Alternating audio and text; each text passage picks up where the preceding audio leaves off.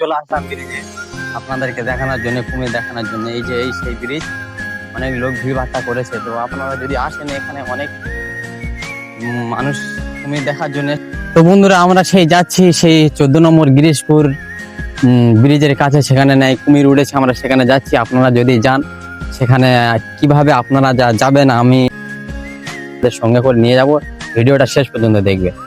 তো বন্ধুরা, এই সেই রাস্তা, মুচিকাটা রাস্তা, এইখান থেকে দুদিকে যাব, দুদিকে রাস্তা আছে। এটা হচ্ছে ঢালাই রাস্তা, আর এটা আপনারা যদি আসেন এটা হচ্ছে পিচিং রাস্তা।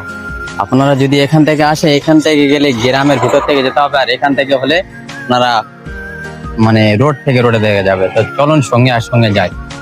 সেই চলে আসলাম ব্রিজে আপনাদেরকে দেখানোর জন্য, কুমির দেখানোর জন্য। এই যে এই সেই ব্রিজ, অনেক লোক ভিড় ভাট্টা করেছে। তো আপনারা যদি আসেন, এখানে অনেক মানুষ কুমির দেখার জন্য এসেছে। তো এখানে কুমিরটা আজকে দেখা যাচ্ছে না, কারণ কোনো আবহাওয়ার কারণে বা জোয়ার আসার কারণে এখানে কুমিরা দেখা যাচ্ছে না।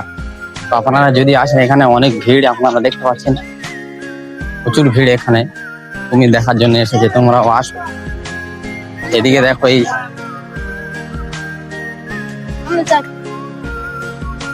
এখানে অনেক ভিড় ভাট্টা। তো কুমির এখানে দেখা যাচ্ছে না। এইখানে এদিকে দেখো, এখানে কুমিরটা দেখা যাচ্ছে না আজকের।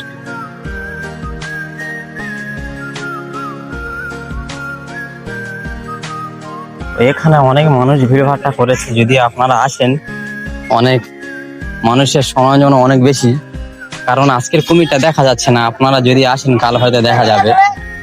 বন্ধুদের সবাইকে বলবো এখানে আসবে। এই যে আপনি ঘুরে ঘুরে দেখাবো, কুমির দেখা যাচ্ছে না। ওই কুমিরটা না দেখা গেলেও এখানকার ভিউ অনেক ভালো। এখানে যদি আপনারা কন্টেন্ট